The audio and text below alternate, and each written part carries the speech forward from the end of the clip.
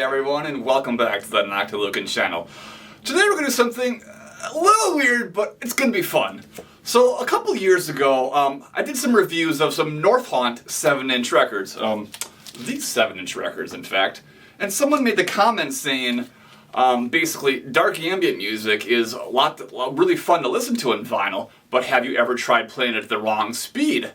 And right with that comment, the gear started turning, and I was like, oh my god, that would be a great idea for a video. But not too long after that, maybe only a couple of weeks, was when I sort of lost motivation for this channel for a really long time. And then the idea just sort of evaded me, I guess, so to speak, and then just, I don't know, I was playing a dark ambient record a few weeks ago, and I was like, wait a minute, we gotta go back to this idea. So that's what we're going to do today. We're also going to get drunk. Probably really drunk, in fact. So, I have a video from, I don't know, maybe 2.5, 3 years ago where I was going through a box of old promos and stuff like that, and I was drinking my buddy's mead that he had brewed in early 2020 when the pandemic first happened. And he gave me and my wife several bottles of this for our wedding gift in 2020, late 2020. And we still have several more to drink, this one included here. I just opened this, and this has been sitting and maturing in our basement for over 3 years now. And I know when he first gave it to me, he said that it's probably like 19-20% alcohol, so I can only assume it's gotten considerably stronger since then. So, yeah, we're going to get drunk here today. Now, even more interesting, or perhaps recently, my wife was going through the cabinets and saying, you know, getting rid of a bunch of stuff, throw shit away, take the good, I don't give a fuck, just get out of the kitchen. And then she had these chalices. I don't know where these came from, but I was like, how can you get rid of that? Look at that. How, just, okay, let's just pour the fucking meat in and start drinking. Let's not think about the hows.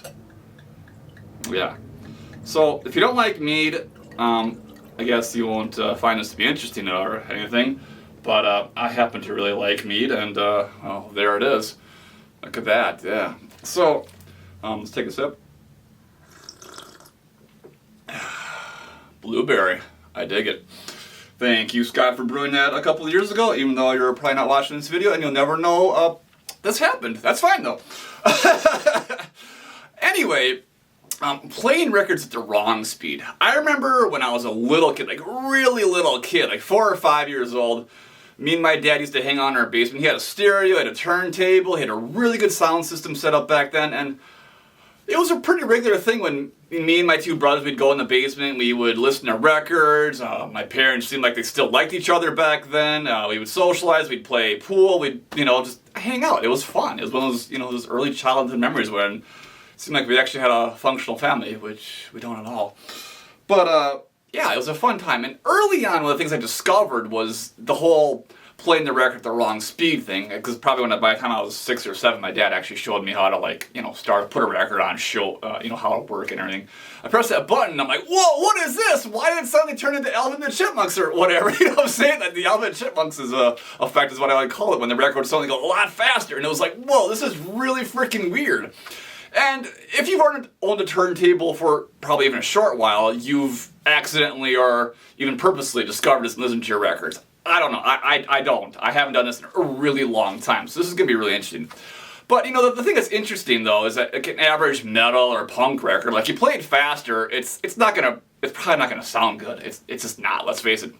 But dark ambient music played faster, well, that's interesting, because you're going to, it doesn't really sully the song, I guess, as it would for like a more guitar-based style of music. It's just going to make the atmospheric synth and whatever else going just a little bit faster. And I think to the best of my knowledge, all 12-inch records, when you play them at the wrong speed, which would be 45 in this case, they'll go faster. Although I think in some cases, if like there's a certain thickness to the record, or maybe if it's a picture disc, or I don't know, maybe that's something just the way it's cut. I don't know. Sometimes you'll play them at the 45 speed. I don't know. But anyway, we're going to play some records at the wrong speed, and this is going to be a lot of fun. So get a beer, get a drink, get some meat, whatever the fuck you want. Let's do this. Alright, to start things off, we're going to start with an album which you undoubtedly know, or you should know. If you don't know, what the hell are you doing out there? This is Raison d'Etres Prospectus 1. Undoubtedly a classic dark ambient record, and in fact, the record that helped coin the term dark ambient. So as you can tell, already playing on the turntable, and hopefully this is audible enough for you, it's playing at the wrong speed. And already is pretty interesting. This is a good one to start out with because I guess there's more of a melodic structure to raison d'Etrium's compositions, of course, and there's the percussion and the choral singing and the samples and stuff like that. It makes for you can definitely tell something's wrong here when you play at the wrong speed. So I think I've shown this before, but in case not, here's a look at this is the 2018 or 19 repress from Cyclic Law, but originally released in 1993 anyway. And I had a thought, and this is going to be interesting to see if it actually happens, but I want to see if I get a copyright claim on this video. That's going to be interesting, because it's definitely loud enough where it's going to pick it up and be like, what's this? You know, is this some copyright music playing in the background? So, we'll see. We'll see.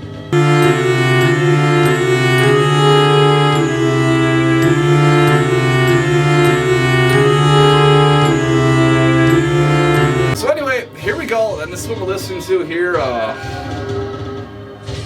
Look at that percussion, man. Holy shit, look at it so fast. I like that.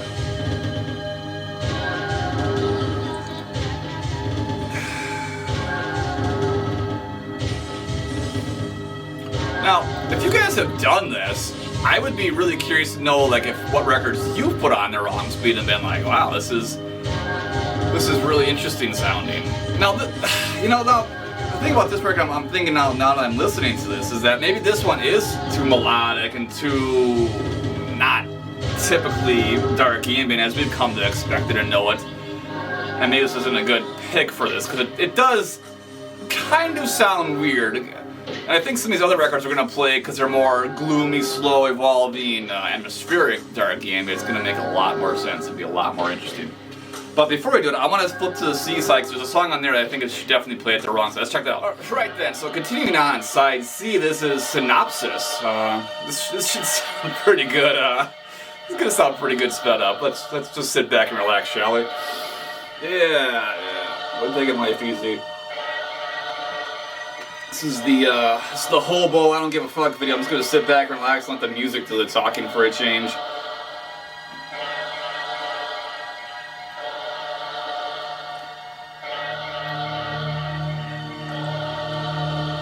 I'm waiting for it. There's a sampled voice coming up. It's gonna sound hilarious, I know it.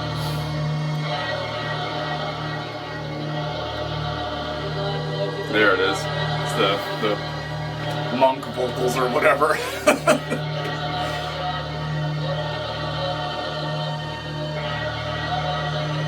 That's right, YouTube, you ain't getting a copyright claim on me. I'm playing this shit at the wrong speed. You ain't gonna be able to detect nothing, I hope.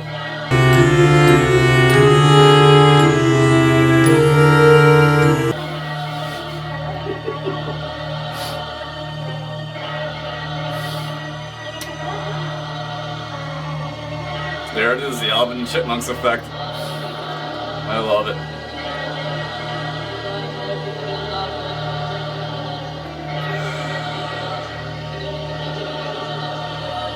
Alright, let's move on to a new record. Right, so continuing on something a little more, what shall we say, contemporary? Sure, why not? Atrium Carceri's Codex, released back in, what, 2020? Sounds about right. This is an album that has really grown on me in the past few years. I mean, didn't initially like it that much, but it really grew on me, and I've come to really like this. But I mean, what can I say? I like everything Atrium Carceri puts out. I mean, it's just Simon Heath doesn't fuck around, man. I mean, people, you know, even myself, have sort of had criticism of the Cryo Chamber label, but he doesn't fuck around, man. He puts out good music almost every time. So yeah, this, well, as you can see here, it's playing at the wrong speed in the background. This one in particular, Simon signed it. This was another one of those weird reminders that, like, your signature can just be, like, in a normal script, is that the word? It doesn't have to be a cursive mess, like, that's what my signature is. Like, when I was growing up and going, like, baseball games, like, a baseball sign, it was always, you know, fucking scribble across the baseball. I was like, oh, that's how you do a signature. Or if you go to the doctor, it's just, oh, you know, it's like, but then here's this, and it's like, oh, that's his signature. So my signature could be that simple too, but no, I've decided to make my signature just a J and a fucking bunch of shit on it after underneath it. Anyway, yeah. But I mean, hey, what? I mean, you guys know Atrium Carceri. I mean, it's, I mean, a lot of the newer stuff has that sort of more, I don't know. Is it a little bit more beat-driven? There's more. I mean, it's always been a bit melodic. It's always had sort of a sci-fi sound to it, I guess. Lots of piano sprinkled in and all that kind of stuff. Very. I mean, Simon Heath, as far as I'm concerned, pretty much created cinematic dark ambient. I mean, tell me who came before him. I'll wait. Okay, sure. Yeah, so you couldn't think of that one, could you? But I've always had good memories of Atrium Carceri. I remember when he was still on Cold Meat Industry, and like when Cell Block and then Sai Shin Byun came out, I was like, man, that's so different. I was like, wow, man, this is a guy that's really taking the dark ambient sound to a new level, so to speak. And here we are all these years later, and the guy's a legend. Cryo Chambers, unquestionably the biggest label going these days, dominating the scene. Not everything's a gem, of course, but certainly tons of great, awesome albums on that label at this point too. So yeah, here we are continuing on. I'm gonna sit back and relax for a minute. I'm gonna pour some more mead. Yeah.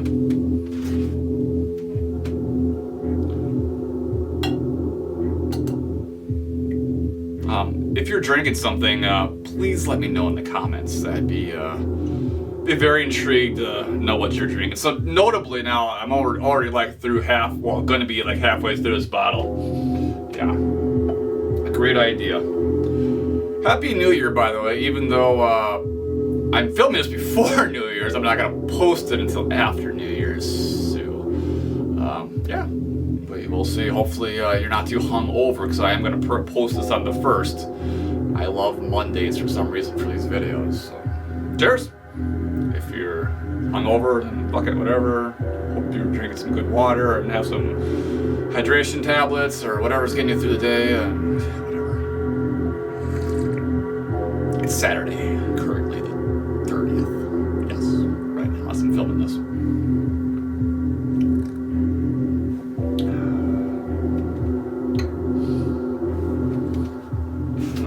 What more to say about this, really? I don't know. I wish there was some cool insert, but there's not. But I mean, you know, always such really interesting artwork that kind of graces the Atrium Carceri album covers. I've always kind of felt like his artwork, and I mean, obviously his artwork for his albums is his own artwork. I feel like the artwork he does for his own albums is a lot better than like the average Cryo Chamber release. I don't know if that's just a coincidence because he's saving the best artwork for himself or what. I mean, I probably would too, all things considered, but I've always liked his artwork. I mean, it's, yeah, at first glance you just think like, oh, it's just these, I don't know, these pillars or fucking whatever it is, I don't know, but then you look in the back, there's this other big castle thing, and there's this, I don't know, red sky, and then there's this dude back here, it's the lead vocalist of Ghost, he's hanging out back there, down there. Like, what's he doing down there? Shouldn't he be singing or something? He's got some glowing thing, I don't know. A lot of depth to it though, even though it is all just CG digital artwork. But whatever, it's cool, I dig it. So, and you should too. Or if you don't want to, that's fine, I don't really give a shit. But yeah, there you have it, man. Alrighty then, continuing on, we're going to talk about the 2015 release from Yenpox, which is called Between the Horizon and the Abyss. Yenpox is another legendary and long-running dark ambient project from America, which put out their first release in 1993, and it's the duo of Michael J.V. Hensley and Michael Hall. Now, Yenpox is the exact opposite of prolific. They have only put out, I think, like 5 full-length albums and a couple EPs since 1993. But the thing about Yenpox is absolutely everything they put out is extraordinary. Like, it is top fucking shelf dark ambient, man. Like, if like you ever like came across the Npox in a used store or on Discogs or cheap or you know whatever, pick it up because it's extraordinarily good. Just really freaking good dark ambient. So this record came out, I want to say beginning of 2015, and I bought this just kind of before I totally finished my first album, my first Noctilucant album, and it ended up being a really good push for me to just keep going with my album, just really keep exploring the genre, and just, I mean, I love this album, it's so freaking good. Even though I didn't actually buy it until a couple years after 2015. I just was like, you know, playing on Spotify or whatever obsessively, and absolutely loved it. But yeah, Npox, dude, this is great. This was actually their last full-length album, as I said, in 2015. They're not prolific, they really pick and choose when they put out their albums, but it is always really, really good. This particular song that's playing, Cold Summer Sun, I really liked, since it's interesting sitting here, you know, playing at a different speed and hearing a different version of the song, because this playing of dark ambient songs at a different speed, at least for this particular record and the Atrium Carceri, didn't really affect like the overall sound of it. The Elf and the Chipmunks effect wasn't affecting it. It just gives you a whole new dimension to that music. I'm really digging this.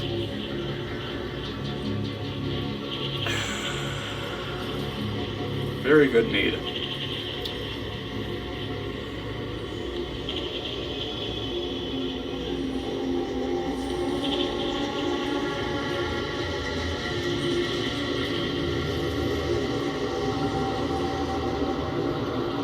Now, I really wish, this is a random thought, but I really wish I had more dark ambient 7-inch records, because I think how this goes is, well, yeah, because if you play a 12-inch always gets played at 33, and a 7-inch gets played at 45, so if you play a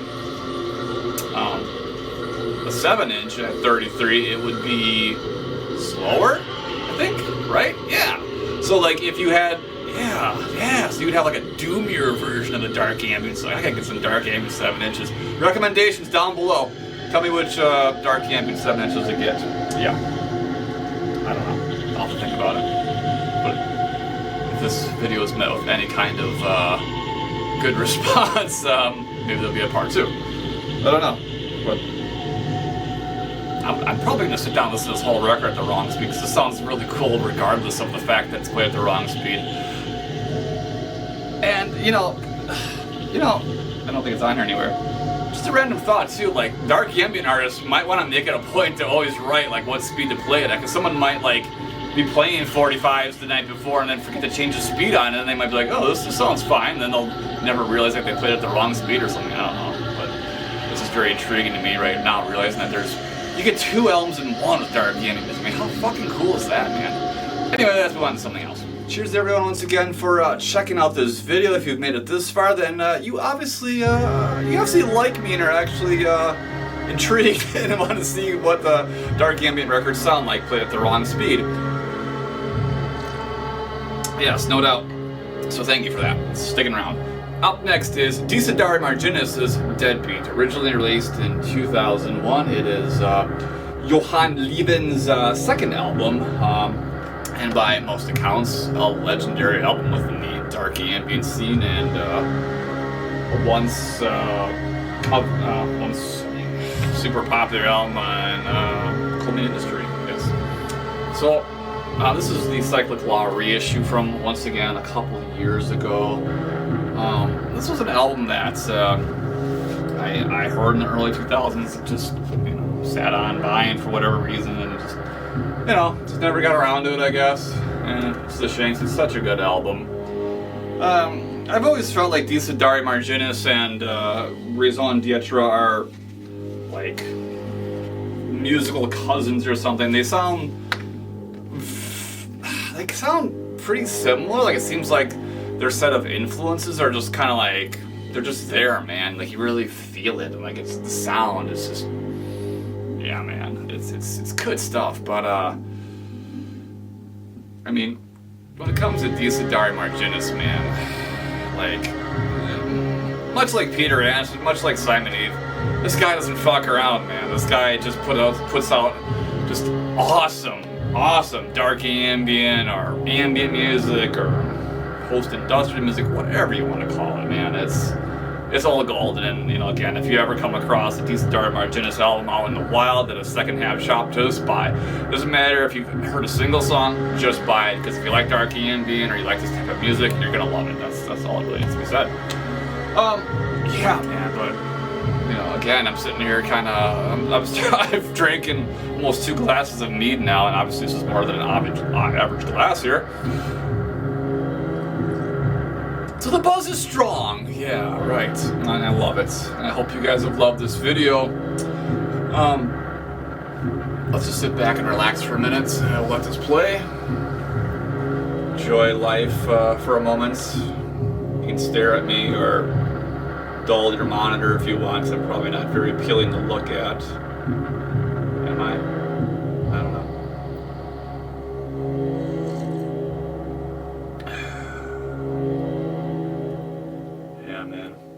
Remember when I used to do live videos? That was chaos. I was actually thinking of doing one for New Year's Eve, but I don't know. I don't know. All the other ones were such horseshit that it just didn't work out. But I was thinking about that. Like, one of the reasons why those old ones were horseshit, it was because like the connection died like 30 minutes into it. Whoa, this is a lot faster. Well, listen to those beats, man. This is like some straight up industrial music or something. This ain't dark ambient at all. Anyway, sorry, ADHD. I was thinking about doing a live stream, and I don't know, maybe I'll do another one. Like, would you guys wanted me? Would you want me to do another live stream someday? Like a Q&A kind of thing. Like I've always, I know I did one like 3 years ago or something, but I always thought it was kind of just like, I don't know, I'm not like the celebrity or something. I'm just this dude who gets drunk on video and talks about dark ambient music, man. Like, I don't know. Yeah, I don't know. But if that's something you want, let me know, because we'll definitely make it happen. Because, god damn it, why not?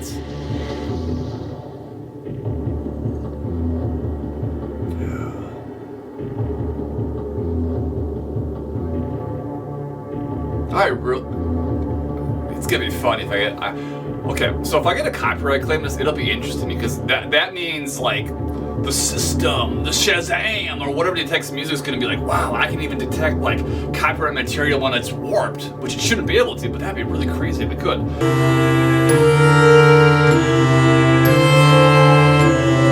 As you can tell, I didn't prepare anything to say for these videos. This is just turning into total fucking debauchery at this point. So if you're still watching, cheers. Cheers.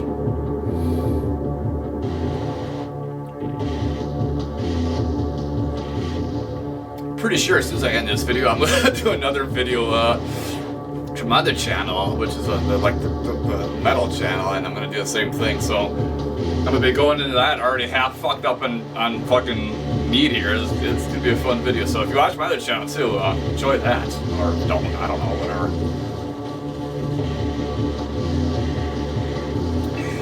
Probably good that we end this right now. So thank you guys for watching this video. Thank you for watching this channel in 2023. I know I've certainly bounced around a lot with this channel, but I've been doing it since what, 2018, posting vlogs, and you know, sometimes you need breaks, sometimes you need a little bit of breather, so you know, I disappear for months on end sometimes, but that's what it is. I've sort of, I've changed the way I feel about these videos. It's not about like the audience or how many numbers or if I make a couple dollars on the video or whatever. That's not important anymore. What's important is that just people find me interesting enough that they'll actually click on a video and watch it. And that makes me feel really, really fucking good, man. You know, like I went a long time with just thinking like I don't know how to explain it, just like I felt like people like I don't know. I wanted people to click on it more for the monetization's reasons more than anything. Not to promote music, not to talk about the music I love. I wanted to make money. It was such a flawed perspective, but I guess that's just what happens with YouTube sometimes. But you know, it sucks when you put a video up and it doesn't get attention. It really does. It's really heartbreaking. So here's the part where I say, remember to like, share, comment, because believe it or not, when you guys do all that stuff, it helps the algorithm think. And I mean, it's ridiculous to me that I have to fight against Terminator to get these videos like out there. Like I literally am. Like, this is Skynet right here. This shit's happening right now. Skynet is fucking live, and we're just sitting here making videos talking about dark ambient music. Wow, I got drunk or ish really quickly, man. This is some really strong mead. But Skynet is gonna fucking kill us all! Someone's gonna make a video called Noctilucant out of context, and this is gonna be all over the internet, isn't it? That's fine. It'll probably give me some more subs. Anyway, thank you for watching the Noctilucant channel in 2023. I know it's 2024, so thank you for watching it in 2024. I hope your 2023 wasn't total shit. Mine was decent. It was a very reflective period, and I got a lot of things out of my head and made a lot of, I made a lot of progress in my mental health, which I was struggling with for many years. So thanks guys, thanks for being a part of that, thanks for supporting me, thanks for supporting my music, thanks for this channel, thanks for supporting dark ambient music, post-industrial music, whatever. I'm just gonna turn the camera off now because this has gone too far. Anyway, yeah, bye. Have a good one.